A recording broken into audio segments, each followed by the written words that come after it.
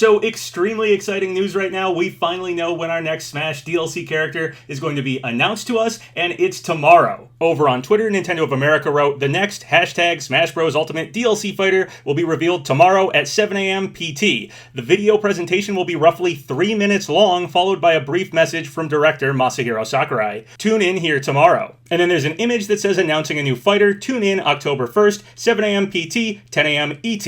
So 10 a.m. is my time, and I will be live streaming this if you want to watch alongside with me. So the video presentation is only 3 minutes long, so this isn't a Sakurai Presents. This is probably just the reveal trailer for the next character. And honestly, 3 minutes is fairly long for a character reveal. This might be a type of character like Simon, who had Richter come alongside with him, or Hero with alts. I don't know if alts are exactly what we're going to get, or echoes or something, but this character may have a trailer that's fairly involved, because its runtime is among some of those longer reveal trailers we've had. We had been speculating this week could be the next character reveal for a while now. This was based on Amiibo Theory, that Japanese 7-Eleven ad being updated October 4th, and Pinshadows on Smashboards discovering those 11 missing spots between the 8.1.0 update and the photo contest images, and I'll talk a bit more about that in a second. So no longer do we need to guess at when our next character will be announced to us, now we just need to guess at who it might actually be. Before I list out a bunch of potential candidates, I want to go over some recent speculation that might actually help us narrow things down. This speculation is somewhat based on that latest tournament event we got announced last night. I believe this one's being called Floats Like a Butterfly, and it says, Fluffy and Light Lightweight Tournament will be held for 3 days from 10 to Friday. This tournament is open only to lightweight fighters, and the more you win, the more luxurious spirits you get. Now, what's really interesting is that this tourney event actually once again skips over another tournament event, and I think we can make some very intriguing speculation based on this. I've been explaining this skipped event stuff a lot lately, but let me try and explain it very clearly again because it's important. And it could even lead us to some assumptions about the next fighter and help narrow down who it might be. The Smash updates we get in-game are actually all on a website that can be accessed, and these events and announcements can be looked at on that site. I'll leave a link to the site I'm talking about in the description of this video if you want to check this out for yourself. So the updates for these announcements and events are actually ordered, and we can check the order number by looking at the URL of the image used for that announcement. For instance, the latest featherweight tournament here is listed as 4032 in the URL for the associated image for that event. There are 3 types of announcements on this site, and they are listed 3 different ways, and among those 3 different ways, they all go in a chronological order. So to show you exactly what I'm talking about, there are spirit events that end the URL code with 1, number. For example, this spirit event ends with 1065. So it starts with 1 and then has 3 numbers following it. And those 3 numbers are in chronological order for what place that spirit event is in the list of events we've gotten. Tournament events end the URL code slightly differently. They start with a 4, so 4, number. For example, the most recent tournament event ends 4032. And then the one other type of announcement that they list on this website are for the other things. And the URLs for those things are 2, number. For example, version 8.1.0 ends 2091. So fighter announcements, new versions of the game, Mii costumes, things like that get recorded as 2, number. I have yet to see anything listed 3, number, so I'm unsure what is used for 3, but everything else on there has followed this pattern, and generally they all go in an order. However, lately some events have been skipped over. I talked about this a few videos ago, but tournament event 4028 was followed by tournament event 4030, skipping 4029. We can speculate that potentially the tournament event scheduled as 4029 could have had the next DLC character involved with it, and so they may have skipped that event because that fighter hasn't been announced yet. Well, once again, our newest tournament event skipped another tournament event. We went from 4030 to 4032, skipping 4031. Tournament events aren't the only things that have been skipped lately. Pinshadows on Smashboards found another Japanese website with the same style URL numbering and figured out the photo event images on that site are actually skipping 11 spots. So essentially on this Japanese site, they posted the photo images that will eventually be added to the Smash site,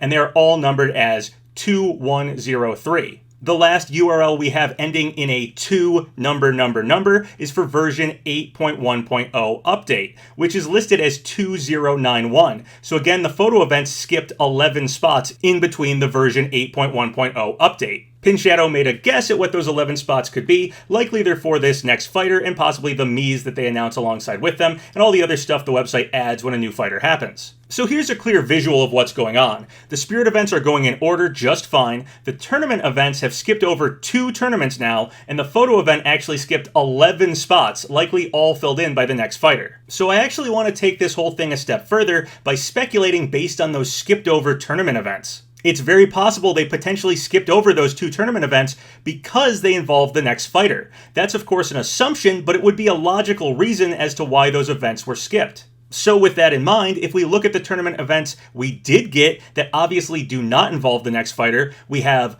Up Close and Personal, an event for characters without projectiles, and then we have our latest tournament event, Floats Like a Butterfly, for lightweight characters. So if we subscribe to this idea that the tournament events we skipped did involve the next fighter, and that's why they were skipped, then we can assume these tournaments we got specifically didn't involve that next fighter and didn't need to be skipped over. So if that's the case, we could also assume the next fighter does have a projectile and thus wasn't part of the Up Close and Personal event, and isn't a lightweight and thus wasn't part of the Floats Like a Butterfly event. Most Smash characters have some kind of projectile, so the next character doesn't necessarily have to be heavily focused on projectiles, they just have to have at least one in their moveset to disqualify them from being eligible to be part of the Up Close and Personal event. As for not being a lightweight fighter, it's really important to note that the Floats Like a Butterfly event only had the bottom 11 lightweights involved with it. That is, besides Squirtle, who would have qualified for this, but because of that changing Pokemon mechanic they have, they would have offset the event's theme with Ivysaur and Charizard switching in and out.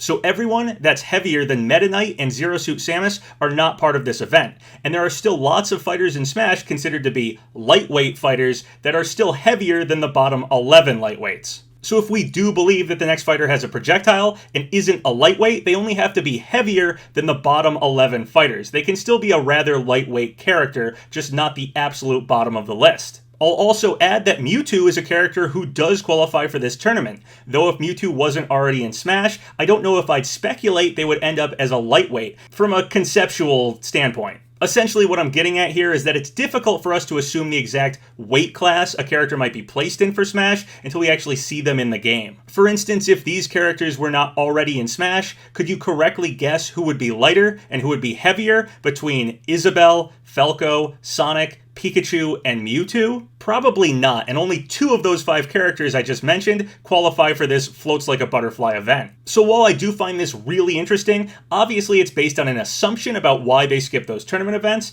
and even then it doesn't help us narrow the next fighter down too much, as many characters have projectiles, and the weight class a given character will fall under in Smash is tough to predict without seeing them move around and stuff in the game. Okay, so with that speculation aside, let's talk about which characters might actually potentially get revealed tomorrow. First off, since we just had an announcement for the Pokemon Sword and Shield expansion pass, let's talk about Pokemon reps. Min Min was announced the same week Pokemon Unite was announced, so Pokemon news and Smash news can happen the same week, and if they do, they don't necessarily have to do with each other. As someone who likes Pokemon but would rather not see one as part of our second Fighters Pass here, I'll be honest, the end of the Pokemon presentation had me on the edge of my seat.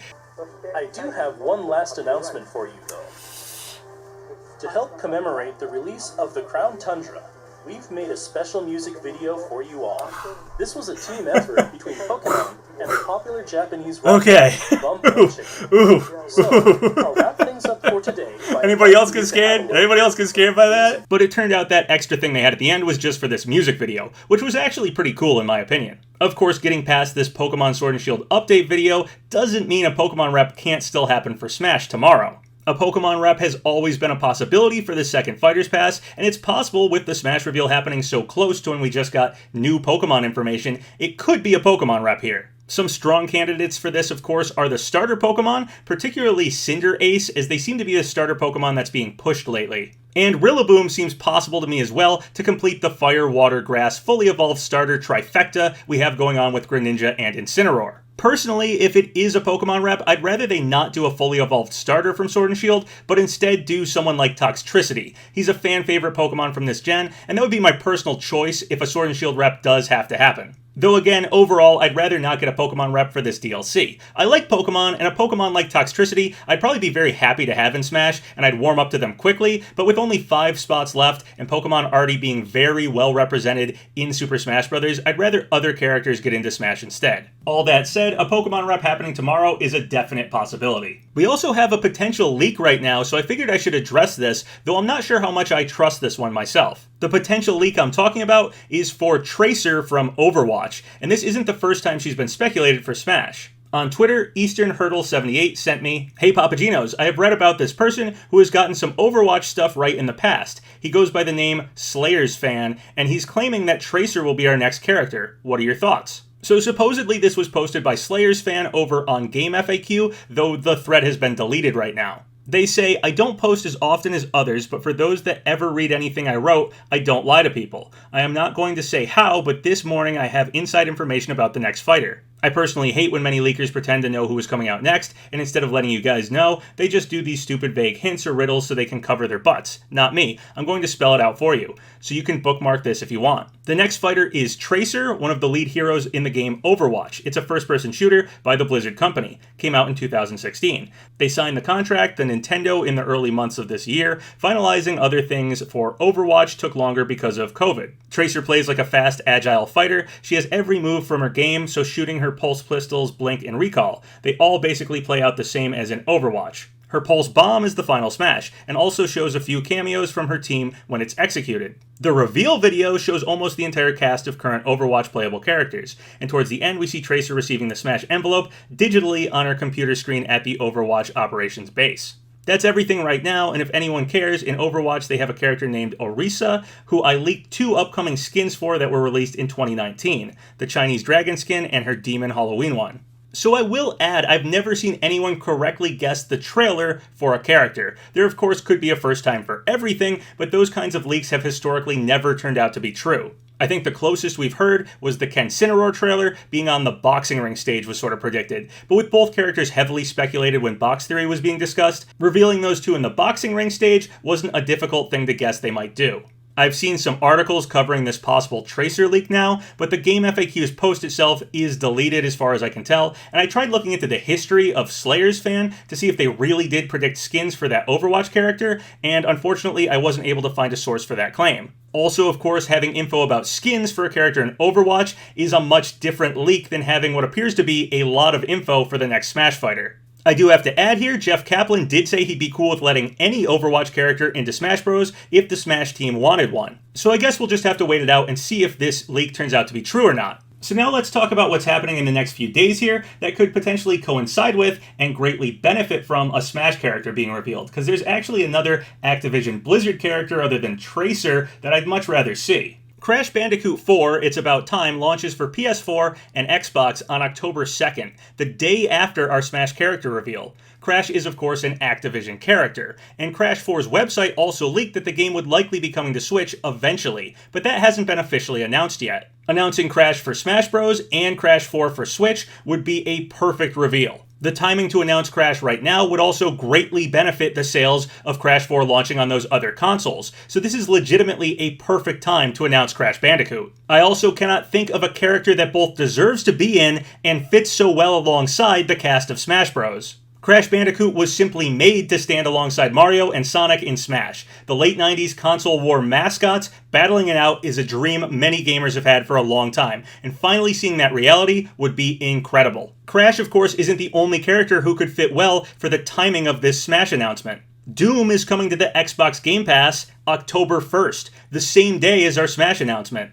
Also, Doom Eternal is supposedly coming to the Switch at some point in 2020, but mysteriously doesn't have an exact date for that set yet. Bethesda is already on board with Smash with the Vault Boy Mii costume, and Microsoft's recent acquisition of Bethesda could make Doomguy our second Microsoft rep after Banjo. Of course, it sort of goes without saying at this point that the Kako Malo leak is still out there, and it's yet to be completely debunked. Marty Stratton of id said in an interview that Doomguy wasn't coming to Smash. But Grant Kirkhope also said not to hold our breaths for Banjo at E3, when he knew full well Banjo was coming. So it is possible people can just deflect these things. Maybe the Marty interview was just deflection. We don't have a first-person shooter rep in Smash yet, and Doomguy is the granddaddy of that genre and a perfect shooter rep for Smash, with tons of gaming history. With Doom coming to the Xbox Game Pass on October 1st and Crash 4 launching October 2nd, both of these excellent choices for Smash DLC have timing on their side tomorrow. Obviously, my most wanted character here is Geno, and he really does have a decent shot of being revealed tomorrow. I don't want to just repeat all the things Geno has going for him, as I've mentioned it all many times in other videos. But we have been speculating that Challenger Pack 7 for Fighter 77 could be Geno from Mario RPG Legend of the 7 Stars. That's been speculation for a while now. I don't actually think this is a hint towards Geno, but Sakurai's most recent tweet was an image of the Mimic enemy in Dragon Quest, which is very similar to a few of the enemies in Mario RPG. Of course, having fake treasure chest style enemies is pretty typical of RPGs in general. So this rather weak new speculation stuff aside, Geno really does have a lot going for him. His Mii costume hasn't returned yet, despite being the only Mii costume in Smash 4 that got a splash screen. Min Min proved spirits don't deconfirm characters, putting Geno back on the table. And we have had several Square Spirit events during this second Fighters Pass already, showing that Square is still on board with Smash. We also have a Mario-themed event happening in November that potentially the next Smash character could be a part of too. Geno, like Ridley and K. Rool and Banjo before him, has been a long-time fan-requested character for Smash, and Ultimate seems to be making many of those types of character requests